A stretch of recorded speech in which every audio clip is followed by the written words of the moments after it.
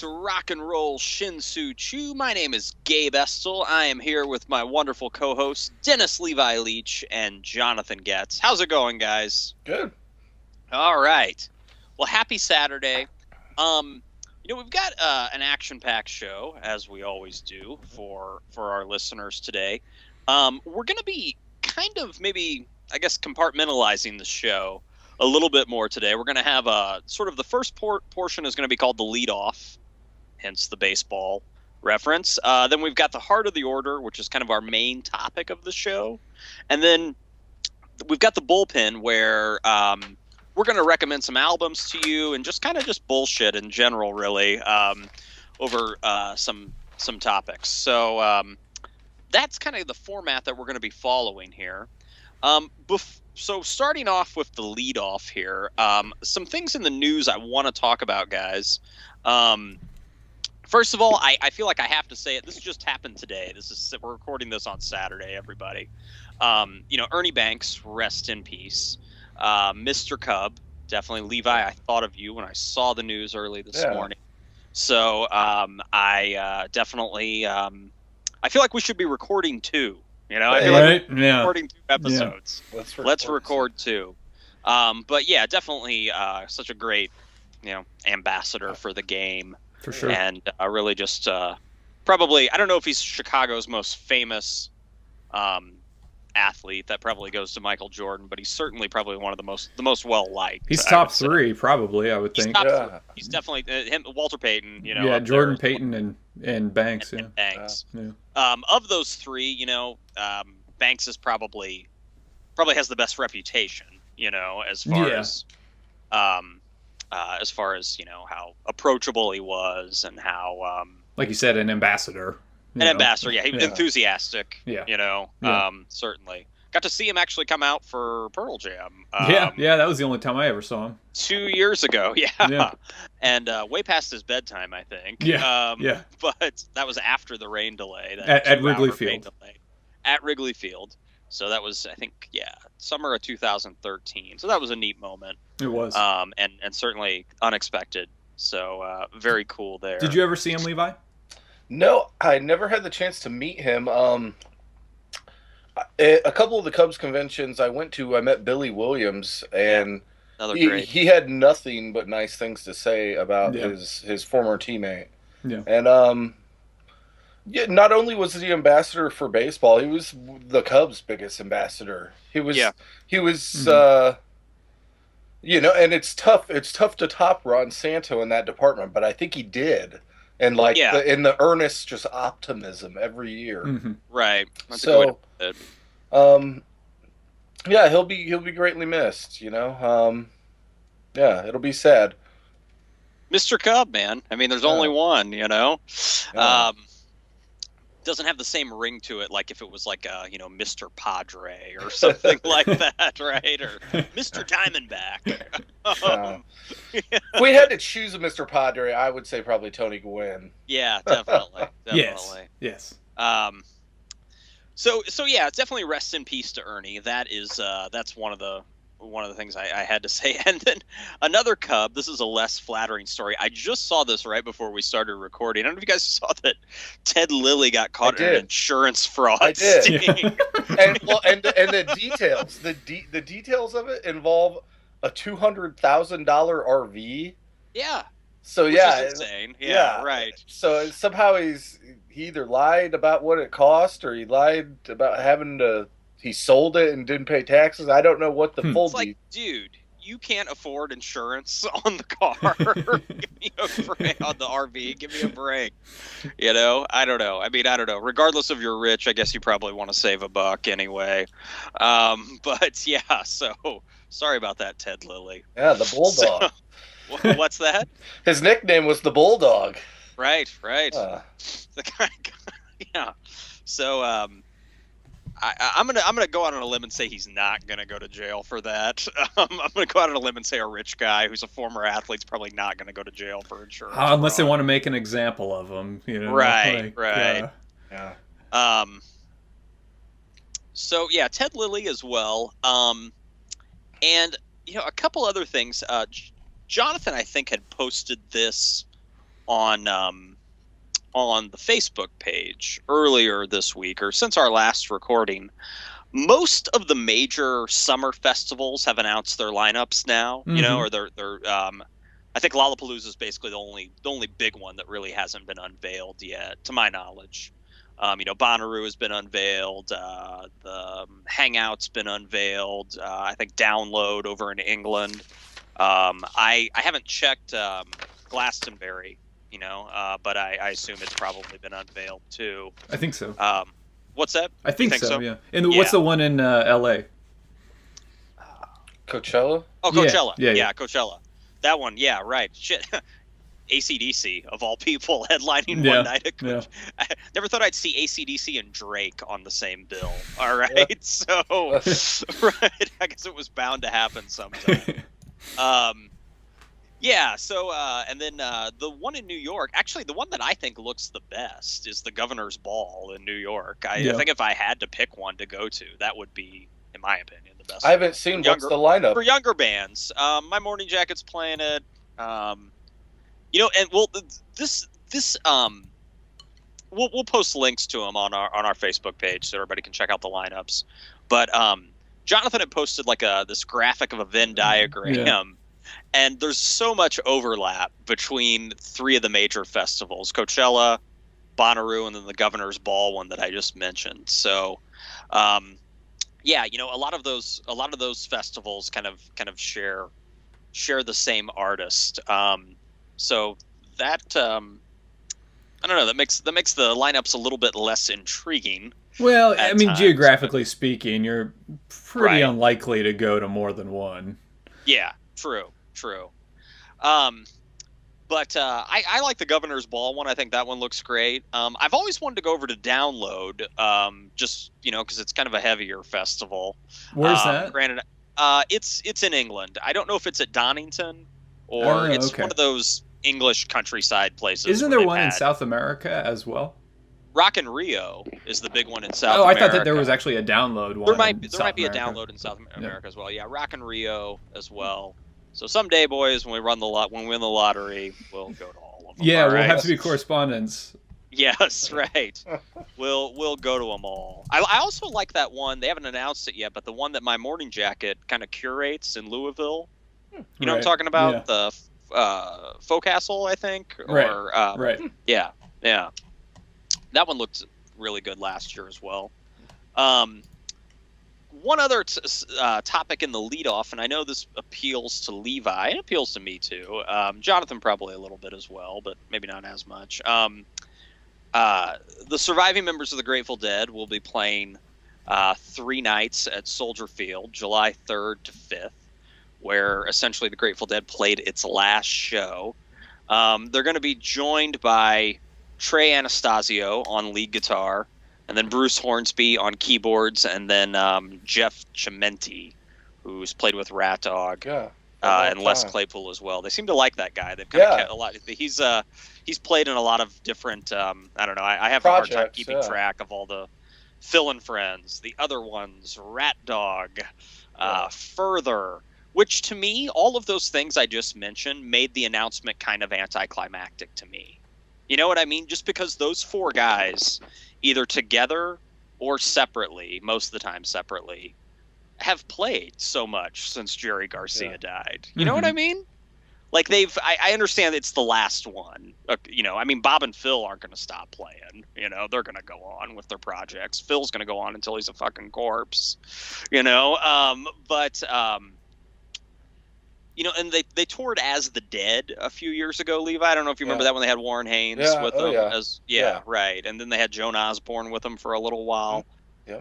So to me, you know, aside from Trey playing lead guitar, which I think is a good choice, you know, it's kind of a granola person's wet dream, I suppose. Yeah, I would say it was like every Grateful Dead fan post 1995's wet dream. Right, I would agree with that. You know what I mean? Like, yeah. I thought it was just kind of an interesting choice. You know what I mean? I don't think the Grateful Dead had ever linked themselves with Fish or Trey before in the past. They've never played together before? Aside from a few sit-ins, I know that... they've played like with Phil. I think I don't know if they've ever played with Bobby, but yeah. But I mean, Phil is such a kind of community guy, you know. Like he's played with so many different people, you know, over the years. But to me, it's just like they've all played so much, you know. I mean, since then, I mean, they never stopped. They've played in all these different reincarnations of the dead or parts of the dead, I guess. Yeah. So will Trey be? Will he be doing a lot of lead vocals? Do you think? I don't know. I'm not sure. Well, and I was curious if he will try and sound like Jerry, or will it sound like Trey soloing during Grateful Dead songs? Hopefully both. Hopefully it'll be a hybrid. Hopefully both. Yeah, I would think that Trey would want to put his own spin on some things. You know, I mean, he's certainly talented enough and has a unique enough sound to do that. But at the same time, you don't want like too unique of a sound. You don't like want that all of a sudden that Fish guitar tone like blasting through every Dead song. Yeah, right. No, I hear you. Yeah, that's a hard thing to do. For him. Yeah, there's a lot of effort and thought that has to go into that. Well, yeah, if they wanted just straight like Garcia clone, like last episode we spoke, they could have got Neil Casal to do it. Well, that or they had as Further, which is, you know, one of these reimaginings. They had that guy from I feel bad, I should learn his name. The guy from Dark Star playing with them. Yeah. So they had a guy from a tribute band playing in Further. So yeah.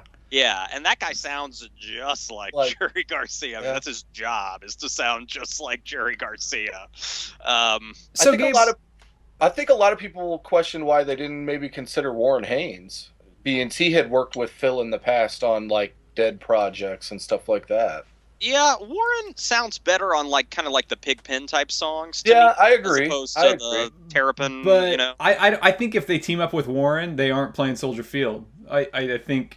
You know, this has to be this kind of mega super group to fill Soldier Field again, And so as a result, I mean, I think that, you know, Gabe, you said it was kind of anticlimactic. I think the idea that it's at Soldier Field should imply that it's that Trey's going to play a big part. He's not just going to be off to the side soloing.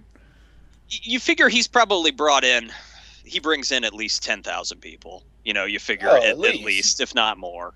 Yeah. I mean, do you think? I mean, I don't know what the capacity is, but do you think he brings in more than the Dead would? I don't know about that. Just on his own, I don't know. I mean, it's gonna be a hot ticket. Mm-hmm. I mean, it's gonna be. I mean, the mail orders. I'm sorry, Levi, I interrupted you. No. Is it like 100,000? Does Soldier Field hold? Well, it's hard to say with the field. With the field, that's what I was wondering. Depends on the setup.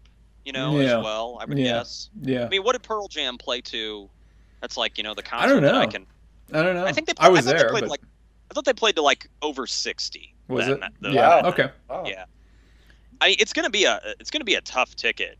Oh yeah. I mean, they could play there for a week, you know, and sell out every one of them. I think, you know. I mean, because like, you know, older Deadheads or, you know, have money. Like, people are going to be like flying in, you know, for this concert, you know. Because it's the only one, right? 3 nights. 3 nights. They're not doing a tour. Yeah, they're not doing a tour. So, I mean, it's cool that they had it in Chicago. Like, I mean, I wouldn't travel to see it. You know, I wouldn't go to San Francisco. But if it's in Chicago, I'm going to take a stab at getting a ticket for one of the nights. I think it's cool how they went back to like old school mail order for the tickets. Yeah. Did they? Yeah, they did. On Facebook, there's people who have posted like their envelopes, the old school envelope art. Yeah, nice. That was like a Grateful Dead trademark for decades. Nice. You sent in for tickets by mail and you decorated your envelope with all the Grateful Dead logos and whatnot. We'll have to put some of that on the website. Yeah, we should. Because I have several people in my Facebook feed who did that as well. So it is pretty. That is cool. I was definitely pleased with that. I didn't do it. I didn't do the mail order just because to have to cough up all that cash at once, you know, is like. I just didn't. But I'm gonna try when the pre-sale starts here in a few weeks, and then try, you know, when it goes on sale to the general public. I mean, I love the Dead, but at sort of this version of it, I'm getting, you know, this kind of very geriatric version of it. That's a cute play on words, huh? Geriatric. Anyway, I would like to go to one show. I would like to go to one. Without having to, I don't know, take out a loan to get it. Yeah, I mean, it's one of those things where later on in your life you'd be like, oh, it'd be cool to say I went to the last Grateful Dead shows or whatever. Yeah. I thought I went to the last Fish show in Vermont, and then they got back together about 5 years later. You were like, bastard. Motherfucker, I drove all the way to practically Quebec, for God's sakes, all right? You guys get together. Nothing but cheese for 3 days. Yeah. Unbelievable. Yeah. So I'm, all these Michael Jordan type retirements, I tell you, it's annoying. Yeah. It gives me faith that the Black Crowes aren't going to be separated that long, though. So anyway, well, good stuff all around there, guys, with the leadoff. I do want to get to the heart of this episode. And, well, one thing in the news kind of prompted this topic. Earlier this week, Brian Anderson, who is a guy that played a lot of people who aren't White Sox fans aren't going to remember this guy. Oh, come on. Everybody knows who Brian Anderson is. Everybody knows who Brian Anderson is, right? Right. Household name. Yeah. Cooperstown bound Brian Anderson. So Brian Anderson was an outfielder with the White Sox from, I think, like 2005 to roughly like 2007, 2008. I think 2008, actually. And, he was a guy who was a first-round pick, very athletic, a really fun center fielder to watch, but could never really hit big league pitching. So the White Sox probably, in my opinion, kept him on way too long of a leash. He stuck around as a starter much longer than he deserved. But we had just won a World Series, so I don't think they really cared. Everybody was just like, hell with it, throw the first round pick out there in center field, see how he does, That's what happened. And anyway, he got cut by the White Sox in 2008. He played in Kansas City. I don't know if he ever played. I don't know if he ever wore a Royals uniform or not. No, I don't think he made the team. Right. And then, but he was in the system, and then tried to come back a couple of years ago in the Yankees organization as a pitcher. So went from an outfielder to a pitcher, kind of a reverse Ankiel, if you will. That didn't work out. Now he's coming back as an outfielder. He's only 32. Which is, I guess, old to get a restart in baseball, but definitely not too old, I suppose. Hey, if he's Bonds, he's about to hit 70. Yeah, right. So the White Sox gave him a minor league deal. No invite to spring training. So I guess that just means you're going right to the minors. I don't know. But anyway, the White Sox gave him a deal. So, it was a little bit in White Sox news this week. And it got me thinking about some of the other comebacks that have happened in baseball and music. Comebacks or sort of reimaginings. Brian Anderson went from outfielder to pitcher, back to outfielder.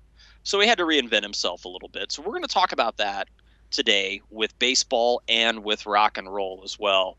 Some of those comebacks as well as reimaginings. While we're on the topic of baseball, why don't we start there, guys? And then we'll segue into tunes after that. Jonathan, what about you, man? Who did you have your eyes on for one of baseball's greatest or at least most interesting comebacks? For me, it was interesting comebacks because it's the great comebacks are so rare outside of guys coming back from war, say like Ted Williams or somebody, and just tears it up and never misses a beat. But I remember the first comeback when I was really getting into baseball was Dave Dravecky. Yeah.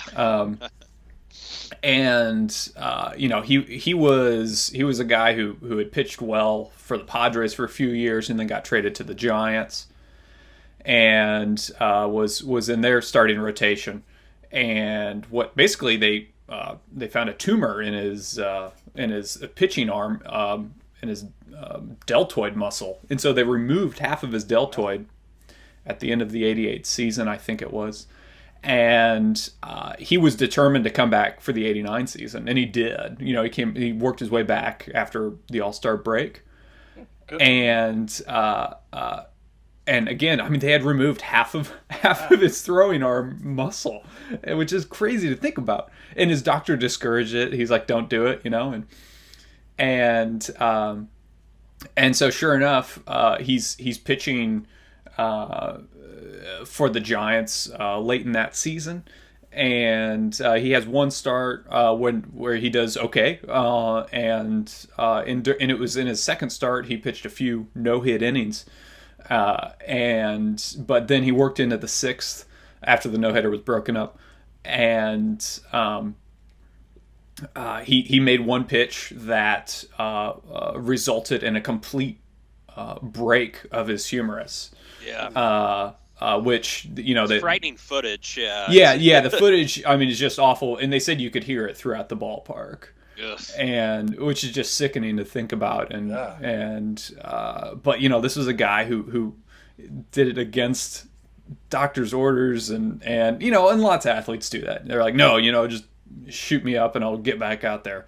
And so it's hard to talk a guy down from just being naturally competitive to want to be out there, regardless of what your physical structure isn't set out for as a result of something as serious as having a tumor removed.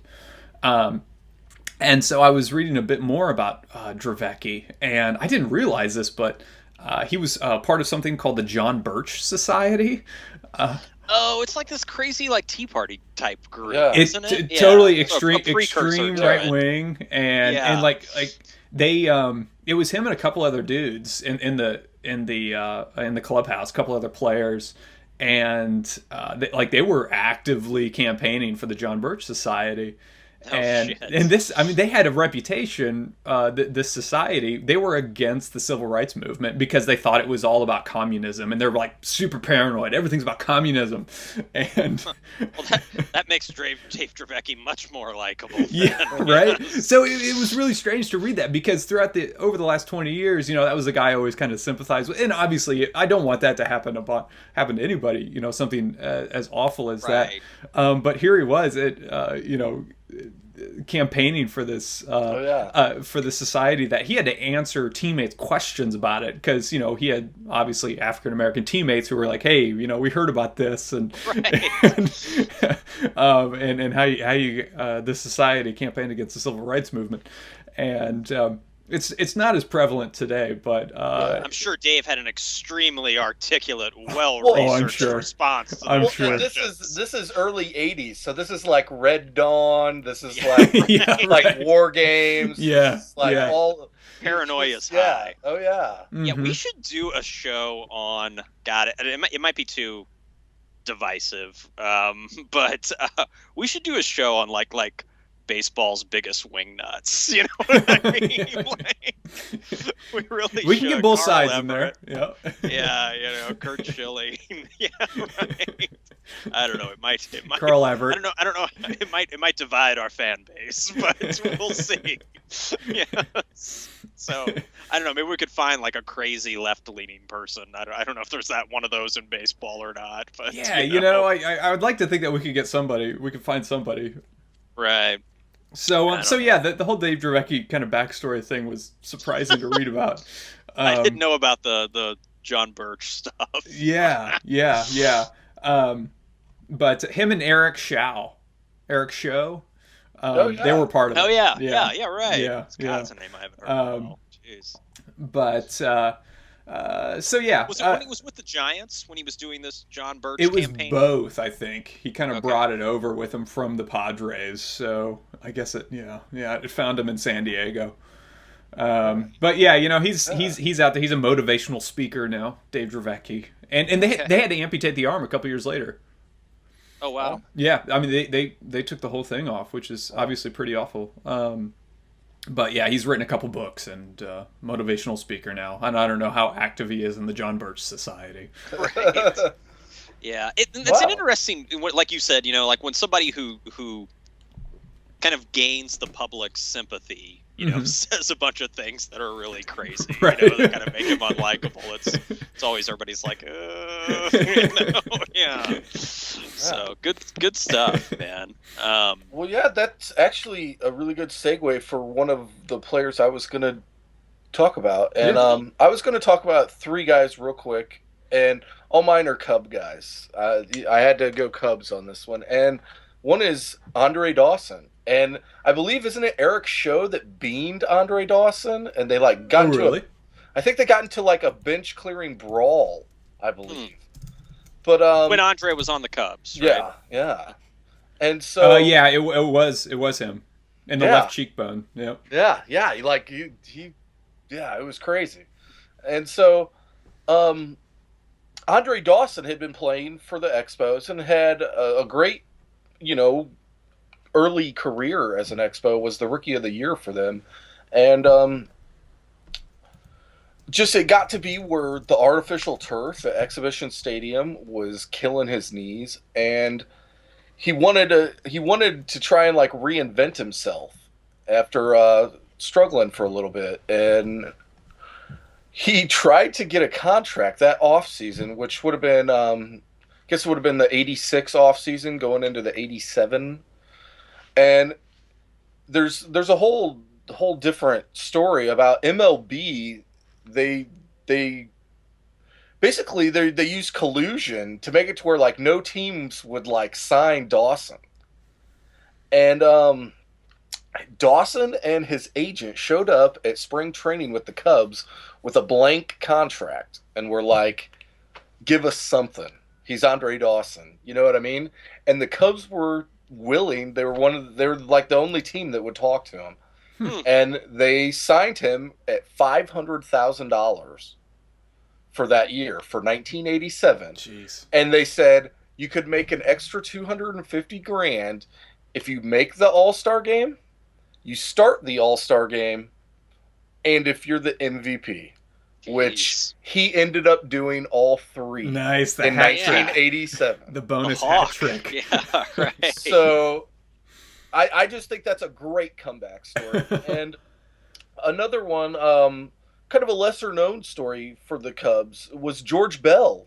Gabe knows George Bell from a couple Sammy Sosa trade. Yeah, right. Yeah, and so George Bell, though, for the Cubs, after playing for 12 years in Toronto and having a really good, strong career in Toronto, it was kind of, people were saying, he was in the twilight of his career. He wasn't going to do much. And the Cubs picked him up in 91, kind of off the scrap heap, and he turned out to be an all-star that year for the Cubs, which I just thought was amazing. And so it showed that even someone who had played somewhere for 12 years could reinvent themselves elsewhere. I thought that was really neat. Mm-hmm. And then the last one was Andre Dawson. Or, I'm sorry, Ryne Sandberg. Yes, Andre Dawson. Double comeback. Those State Farm commercials, man, he was awesome. Ryne Sandberg, everyone knows, was a legendary Cub. And in 1994... he was doing awful, and he was always known as starting out really slow, kind of being one of those players that always had a slow start to his season. But he decided he was just going to retire. He was just not performing up to his expectations, which is kind of one of the generic lines that a lot of sports athletes use. But it's the equivalent of the creative differences for musicians. For music. Yeah. And so he retired, and then for a whole season and a half basically, and the Cubs were like, "Hey, if you want to come back." And so he did. He ended up playing another 2 years for the Cubs in 96 and 97, which he never really returned to huge numbers, but he did help his career stats. He was I forget what the record was, but he had a record that held up until I think Jeff Kent broke it in the mid 2000s for second baseman and hitting.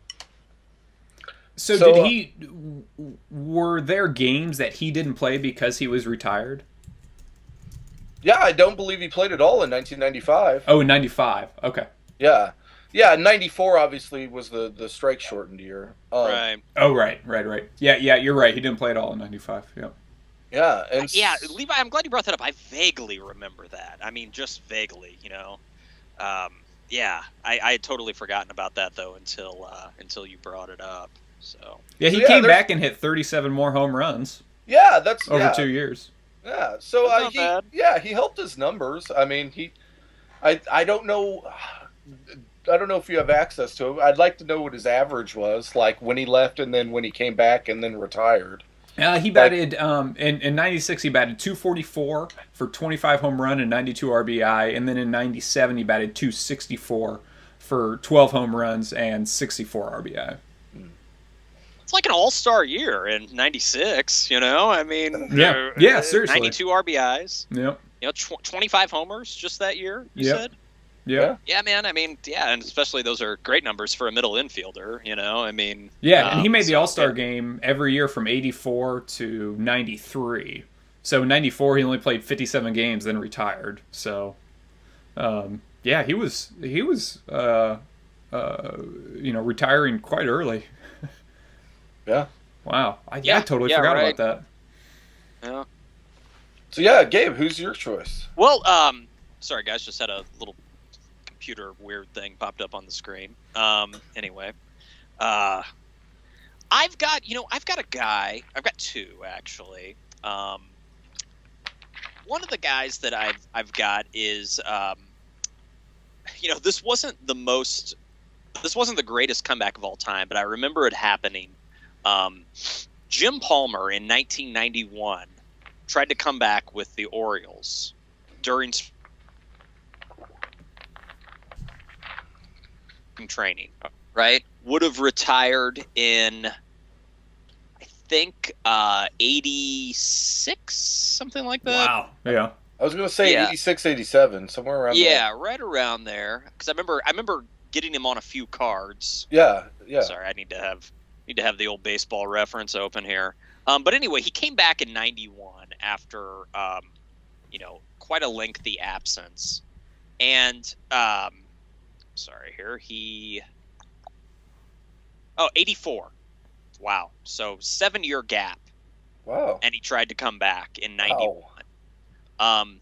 He made it through one spring training start and, gave up 5 hits and 2 runs in 2 innings, which, I don't know, for spring training, I don't know if that's, when pitchers are only throwing 3 innings anyway. I don't know. Yeah. But he said that he tore his hamstring while warming up for the game, and he still went out there.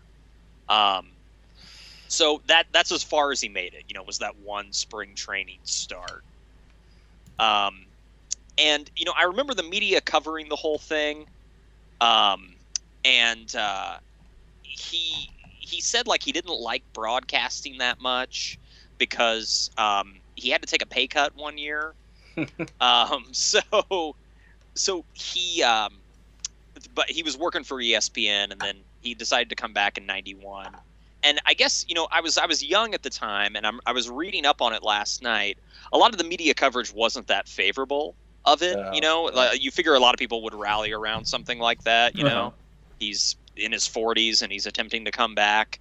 But a lot of people thought it was just kind of a vanity project. That, he felt like he had been burned by ESPN, through his broadcasting contract. So he decided to try to come back as a big league player. It's just one of those things. I don't know how many people have attempted it with that big of a gap, or at least a famous player like him, a Hall of Fame type guy who's attempted it with that big of a gap. I mean, it wasn't successful, but it was pretty crazy that I guess he's 69 right now. So in 91, let's see here, he would have been in his 40s, right? He would have been in his mid 40s. Yeah. So, pretty old. Sounds like a Kevin Costner movie waiting to be made. It totally I think they have made it. Costner might be too old to play a 44-year-old now, though, So, yeah. I think his range is a little beyond. I think every movie he makes, he should have Cheech as his sidekick. Right.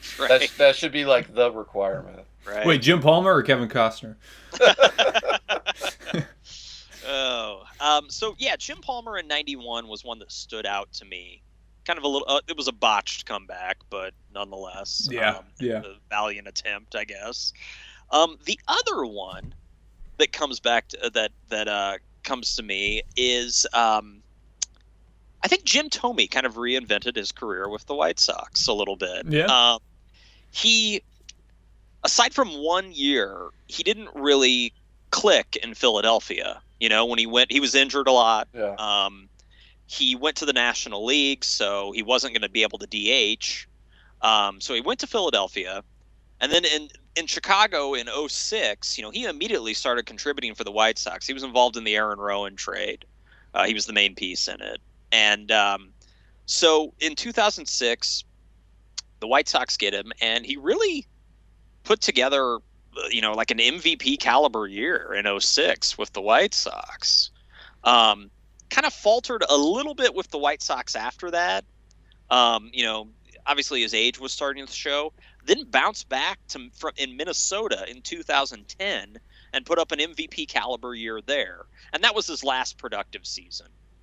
Was 2010. He went back. I don't know if you guys remember. He went back to the Indians for a little bit. Went back to the Phillies, right? No, I didn't and know then that. ended his career with Baltimore. So he wow, was I didn't know that. Yeah, he was modeling this. This all just happened a couple seasons ago. He was kind of modeling uniforms there at the end, and kind of going back to Cleveland. So, sentimental move, probably, I would guess.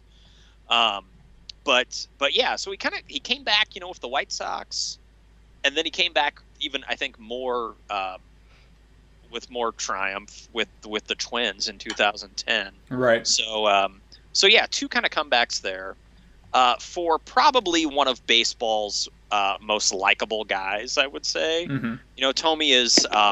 Tommy's sort of the epitome of a nice guy in baseball. Just he'll be a first ballot Hall of Famer. Mm-hmm. You could never attach no one has ever been able to pin any steroids on him. He's always been a big guy. But 612 home runs. 612, dude. Crazy. Yeah. Tommy was a beast, man. He did so well those years in Cleveland. Yeah. He was raking and God, he was killing it. Yeah. He's a first ballot guy, no doubt. Yeah. It'll be a few years because I think he just played last in 2011, 2012. 2012. 2012. Okay. So yeah, it'll be a few years still, but yeah, he's undoubtedly a first ballot guy, and never got a World Series, so that kind of sucks. But yeah, and he was two comeback years, and then no MVP ever for Thome, but he got votes within 9 seasons. So he was never able to seal the deal in the MVP voting. But and you know what else? One other thing, he's a Central Illinois guy. Peoria, man. Yeah. He's a Peoria dude. Yeah. So even more reason to like him. Definitely. So those are my two right there, Thome and Palmer. Going on to music now, the music list was a little bit easier to generate, I think. Some of these choices are more commercial, success, like a commercial comeback. Some of them are a critical comeback. Some of them musically aren't always for the better, but they brought the artist back into the spotlight. So, Levi, we'll go to you, and then we'll go to Jonathan, and then I'll come back around.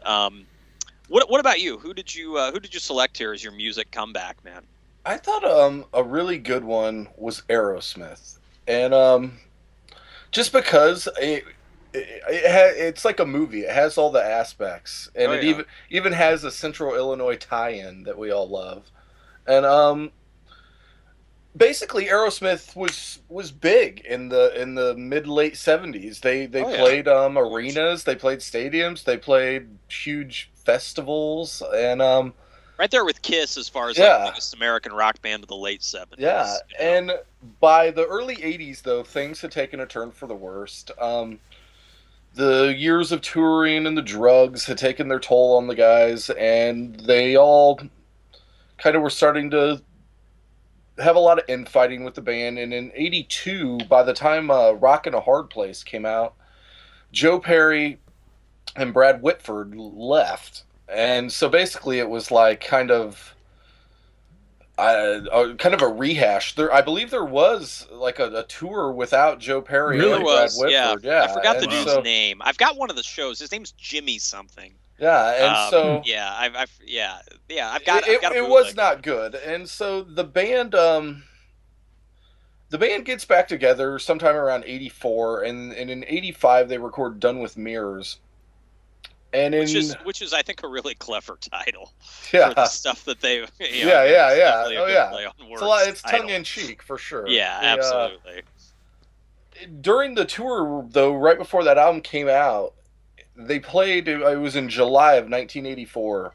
They played in Springfield, and this was at Springfield, Illinois, in the Midwest, and this was basically their lowest point.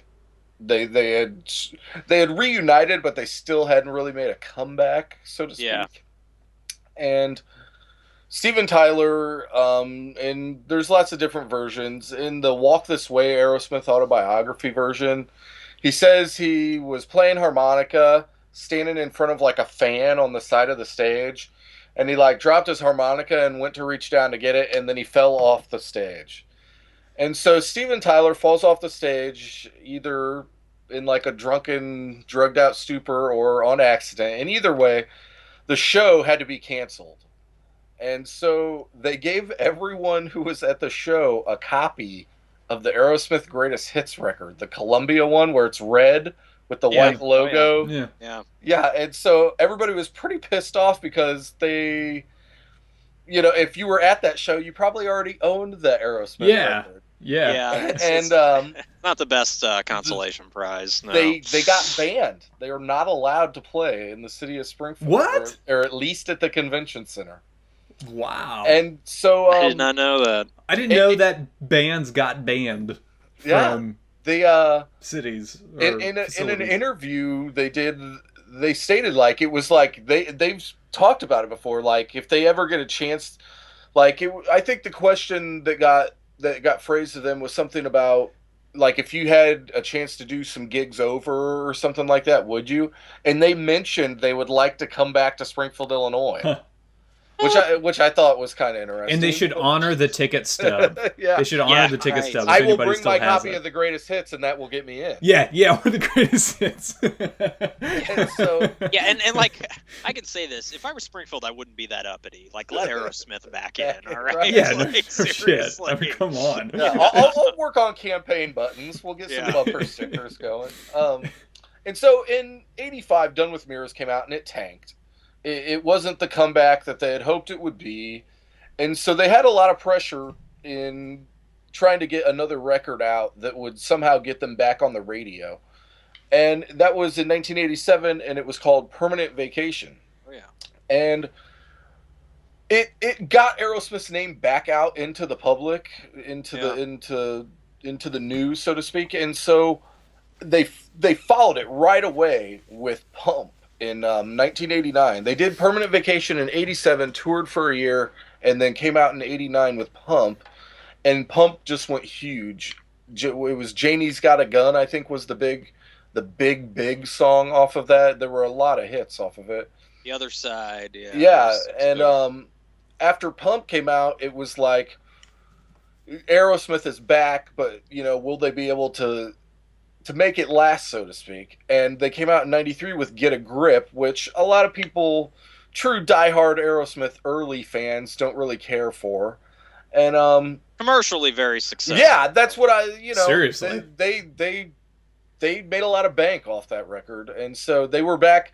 Not necessarily critically, but they were back financially, and they were back on MTV. Like their videos all had Alicia Silverstone and his daughter live in them. And a 13-year-old version of me really appreciated that, by the way. Yeah, right? Videos were about the only thing they had going at that point for me. No, yeah. And so, You just watch it on mute, man. Yeah. Yeah, and so they actually did, make a comeback, and they're still touring today. So I just think that's a really neat narrative that they got back together, and it wasn't like a hit right away. They had to get back together and kind of work at it. Sure. And I think a lot of bands think they could just get back together and they're going to have greatness again. Right. Yeah. Didn't they work with that guy that's kind of like a hit maker, Desmond Child, I think? Didn't they work with him? Yeah, I think you're right. Yeah, he's like kind of a Bob Rock type. Yeah, you know what I mean? It's like the big studio gun that can come in and knows how to make everything really slick. Yeah. Yeah. It worked for them, yeah. Yeah, it worked. Probably one of rock's biggest commercial comebacks ever. Definitely. Yeah. They've sold a shitload of records since that comeback. Well, yeah, and I got to put a shout out. One of my favorite Aerosmith songs is off Get a Grip, and that's Eat the Rich. I just think it's a great song and a great guitar riff. Yeah. Yeah. And it spawned a lot of the songs that we don't like, but as we mentioned, it spawned the videos, and it spawned all the hot girls that were at the Aerosmith shows. If you went to Aerosmith shows, which I saw about 7 in the late 90s, wow, everyone it felt like you were at like a Wayne's World type movie. There's just like hot chicks with like, backstage passes on walking by you, like just like it was like you felt like you were at an event when you went to an Aerosmith show. Good deal, man. Good deal. Jonathan, what about you? Mine centers on a band that has done something that's really hard to do, and there are a couple bands who've done it, but that's losing a lead singer and replacing them with another one. And in 95, Alice in Chains released a self-titled album, which incidentally this album cover is not the same in Japan because Japan doesn't allow disfigured animals or something to be on album covers or shown in public. I don't know. This is a phenomenal album Alice in Chains did. I think it's their best album that they've ever done. But I'm pretty partial to Jar of Flies as well. We'll leave that debate for another show. All right. But Jerry Cantrell's influence on this album is definitely more apparent than their other records, including even you can kind of count the Unplugged as an official release in a way, because it has received so much airplay, probably behind Nirvana's Unplugged, one of the top Unplugs ever recorded. And so, I mean, this is just phenomenal. So Lane Staley dies, and shortly thereafter, or I guess God, what year did Lane Staley die? Like 2000? 2001? 2002? Okay, yeah. I went to a government mule show that weekend, and... I went with you. Oh, yeah. In Minneapolis. Was it Minneapolis? Yeah. Yes, it was. Yeah. And so, and we heard him sound checking Rooster. So, or did I just make that up? I think that's how it was. Yeah. Anyway. Either way, it's a great story. Yeah. So they just, you think it's never going to happen again with Alice in Chains. Jerry Cantrell in the interim releases some pretty phenomenal solo records that show how important Jerry Cantrell was to that band. Obviously, he's the chief songwriter. And even taking over vocal duties for some of their hits, even Heaven Beside You. To replace a lead singer is a phenomenally hard thing to do. But they did it with William Duvall and released this record back in 2009, Black Gives Way to Blue. And Jerry Cantrell doesn't miss a beat with his songwriting. Over the years, it's just vintage Cantrell, and William Duvall does a good job in what we were discussing earlier with the idea of trade. Does he channel Jerry or not? And William Duvall, he does both. He's himself, but at the same time, he gives you that implication of Lane Staley. It's kind of subtly implied. And to see him live, I saw him live at the Midland. On this tour for Black Gives Way to Blue, and hearing the vintage Chains songs, as well as the new stuff, it was more than I could ask for to see a version of Alice in Chains like that. so long after Lane Staley had died. And and then they played halftime last week at the NFC Championship game. Yeah. And I saw some people harping on the idea of, I like Alice in Chains better with Lane Staley, and yeah, on its face you can go ahead and always like make that pronouncement for any band that's tried to replace the lead singer. But Alice in Chains, you can't be so quick to do that because Jerry Cantrell is such a big part of that band. And just as important as Lane. I think he's more important than Lane. Yeah. I think if Jerry Cantrell left that band and Lane Staley was still in the band and they replaced Jerry Cantrell with somebody, I would be much, much less likely to listen to that record than to listen to this record. All due respect to Lane Staley. That's a good point. It's too bad that he passed away. But and I think a lot of people need to take into account that with stuff like that, it's just nice that you're even given the opportunity to see those bands. Yeah, definitely. And that's how I felt with Blind Melon. When they did their little tour with the Travis guy, it was like I know he's not going to be Shannon Hoon, but I'm just going to appreciate the fact that I'm getting to hear these songs live. Yeah, it's something. Yeah, absolutely. Yeah. So and 15 years after a guy dies, to be able to do that, it's. I mean, you know the ticket you're buying. The band members and who's not there, and so you just have to take it for what it's worth. What Alice in Chains did is pretty remarkable in the history of replacing band members. They pulled an AC/DC, man. They did, absolutely. With more of a gap in between. Right? Yeah. I mean, do you have another selection too? No, that's it. Just, okay, I will transition. I said AC/DC. AC/DC was the first one that came to mind for me, but I'm not going to focus on them because AC/DC, there wasn't really much time in between. You know what I mean? Bond died in '79, I think. They had Brian Johnson in place by 1980, ready to release Back in Black, which was just, a monster. As far as Black in Black still goes like almost gold like every year. Yeah. I mean, it's just such a cash cow for them. So I don't know if AC/DC certainly is kind of more of a transition or a reimagine, or it's a transition, but they got a guy that sounded like the other guy, sort of. And there wasn't really any time in between, Well, yeah, and there wasn't necessarily a decline in their work. No. You know what I mean? It was like they were really good, right? Good with I feel like, like you said, it was more of like just kind of like a transition into a different band than a comeback. Right, and there was no time in between. I mean, they didn't waste any time. Like they all kind of decided Bond would want them to go on, and they got Brian, and the rest is history. So I'm not going to focus on AC/DC, but a trend that I want to focus on, mine's kind of more of a trend. You saw a lot of, and Levi touched on this, and I'm gonna piggyback on it. You saw a lot of '70s artists making '80s comebacks, not always with a lot of musical integrity, but commercially. They were able to adjust to the times. Oh yeah. A guy I think of as Alice Cooper. Like, Alice Cooper was, just a major alcoholic throughout the 70s and early 80s.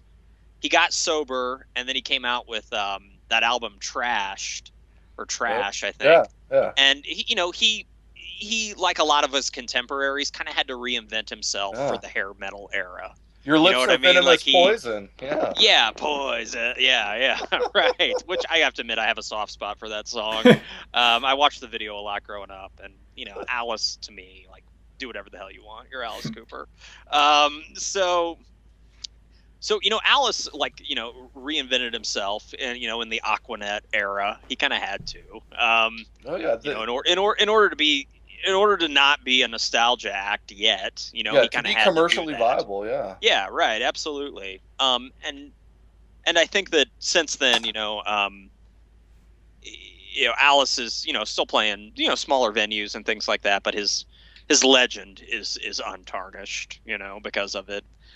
Eddie Money as well, I would say, is another one. I don't know if you guys are, with Take Me Home Tonight. The Money Man had a little bit of a drought for a few years, right? Oh, yeah. And he brings in Ronnie Spector, and I mean, commercially, I'm talking here, hits it out of the park. You know, they Take Me Home Tonight. They rented a boxing gym or something. Remember the video? Right. Yeah, it cost them like $10 to make that video. Ronnie's all silhouette-y too. You know, it's like and I just remember seeing that video over and over and over. Yes, God. But for the money, man, it was a good move. You know, he had a couple big records in the 70s and then one in the early 80s. I would guess he probably had about 5 years of sort of being on the decline and then coming back with that. Also Cheap Trick as well. I don't know if you guys remember The Flame, right?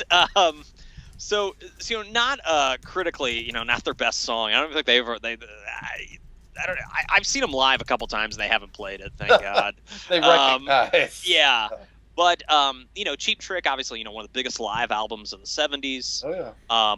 Once, I would say, the early 80s hit, you know, their star started to fade a little bit. Musical trends changed, etc.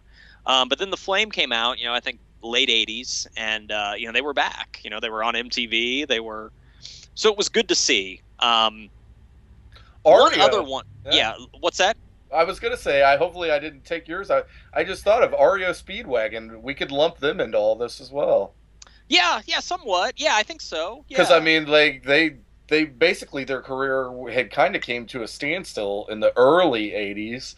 And then, like, Keep On Loving You and all that came out. And they just, I don't know. And basically, by that point, they had decided to become a power pop band. Right. To try and be commercially viable still. Yeah.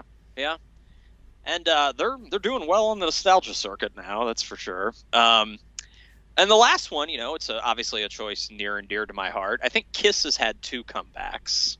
I think KISS's first comeback was to become, you know, to chase Bon Jovi essentially and become a hair band. You know? Yeah. When KISS took off their makeup, they were at kind of one of the lowest points of their popularity. Creatures of the Night, while I think is a kick-ass album, bombed commercially. You know, they had Vinnie Vincent. You know, they didn't have the original lineup. You know, the makeup was still on, but people, you know, the fans weren't really there. They were playing arenas that were like half empty. And then, you know, all you got to do is take off the makeup and break out that Aquanet, put different kind of makeup on, you know, start putting blush and eyeliner on. Yeah, right? Foundation. Yeah. Right, foundation, yeah. You know, get the hairspray out, and lo and behold, you know, KISS came back, you know, like around Crazy Nights, you know, 86, 87 is when they, you know, started to become a hair band. And the music sucked, but commercially it got them back in the game. And then, look it up. Nice. Yes. Nice.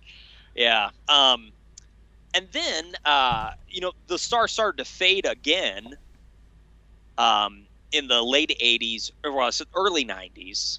KISS even put out just a god-awful attempt at a grunge record. The Psycho Circus? Is that no, not Psycho Circus, the one before, Carnival of Souls. It didn't come out at the time, it was released later, I think. And it's just awful. So they chased that, but then, you know, they got to put back the makeup on, you know, call Ace and Peter, who I'm sure were completely available at that time, and you know, put the makeup on, and you know, KISS made, you know, it was probably one of the biggest comeback tours of all time in '96 when they put back on the makeup. I was fortunate enough to go to one of those, and I got to see Alice in Chains with Elaine Staley open up, so that was pretty special to me. And I would say that since then, you know, and KISS became a nostalgia act, basically once they put back on the makeup.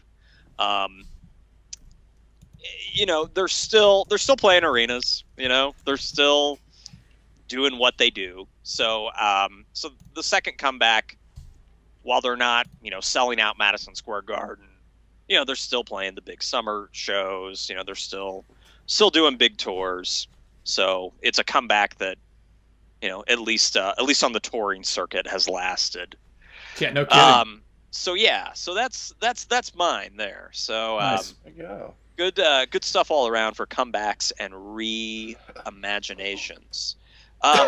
During the last portion of the show here, What we're gonna do is we're gonna each share an album that we've been grooving on lately, and recommend it to our audience members. So, Levi, I'll start with you. This obviously everybody, this can be a new record or an old record. Yeah, just one that you want more people to listen to because you think it deserves its due. In just a side note, in the Into Show news here, there is a rumor that KISS is one of the bands in talks with the Illinois State Fair for next year. Ooh. I'll be there. And this is a legit rumor because you have ties to the Illinois State Fair, so I'm going to take that seriously. Right. I've also that would go over well, man. I mean, they sold out the convention center show a couple of years ago. The other two that I guess are almost definites as well, and the one's not exciting. The one is Rascal Flatts. It's like, yeah, whatever. Yes, finally. That'll help pay for the State Fair. Is Sammy Hagar. Oh, yeah? And right now his band consists of Michael Anthony and Jason Bonham. Oh, yeah. So that could be an okay show. Got some clout in the Wobbleritas. Yeah, that could be a classic rock good show. You know, my feelings on Sammy, you know, it's another lead singer transition, you know. With Hagar, that commercially was really successful. Yeah. I mean, you know. Hugely. I like Sammy as a dude I'd like to party with. You know what I mean? Like, he seems, you know, he's kind of fat. He seems happy. He's got his tequila. He's always, you know, eating fish tacos and stuff. He's like a jolly Mexican Santa. Yeah, he's a San Francisco guy, so he's always like showing up at Bob Weir shows and stuff. So I like what Sammy's about. I just hate what he did to Van Halen. Yeah, exactly. As far as a dude goes, though, yeah, he seems like a good dude. Yeah. He seems like a really good dude. Anyway, go ahead, Levi. Well, I picked up the other day. I've been getting a little bit more into 45s, and so I picked up this song called "Couldn't Get It Right," which was a hit, a smaller hit for this band. They're called the Climax Blues Band. And I recommend everybody. It's got a great 70s, just like a 70s funk kind of vibe. If you're into Average White Band at all, you would dig Climax Blues Band, or at least this song. So, yeah, Couldn't Get It Right, Climax Blues Band. Climax Blues Band, all right. Yeah, check it out. And by the way, all of these I'm going to put on the website, so you don't have to scroll them down. You can reference the website. Cool. Yeah, right on. Is that it, Levi? I have another 45 I picked up that day as well. It's on a really cool old Buddha Records label. Nice. And it's on their subsidiary, which was Kama Sutra. And it's a song called The Rapper by a band called the Jaggers. Oh, yeah. Jaggerz. And it was kind of like, they weren't necessarily a one-hit wonder, but this was their biggest hit. And early 70s, right? Yeah. And believe it or not, it's Donnie Iris. It's Donnie Iris's first band, is the Jaggers. They're out of Ohio, I think. Yeah, and so it's a great song. There's a couple 70s 45s for you guys. Right on. I stumbled upon a band on RDO a couple weeks ago, The Heads, whose this album was remastered. It's from 2000. Everybody Knows We Got Nowhere is the name of the album, which maybe it's a play on Everybody Knows This Is Nowhere, but Everybody Knows We Got Nowhere. The Heads is very kind of stoner psych rock. Stooges, Fu Manchu, to kind of give you a couple different decades worth there. I highly recommend it. Again, The Heads with Everybody Knows We Got Nowhere. Cool. Yeah, I saw that on your RDO feed, and I'm definitely, it's in my queue, so I'm going to check that out. This is, my recommendation is kind of psychedelic is the word that comes to mind as well. There's a band that's I don't believe they're together anymore. They're out of Boston. They're called Abunai, and psychedelic band out of Boston. Kind of got a the influence that comes to mind to me is the Zombies. Mm-hmm. It's got like a little bit of a Yardbirds feel to it, maybe a little bit of the Amboy Dukes, the Journey to the Center of the Earth, and maybe early Pink Floyd as well.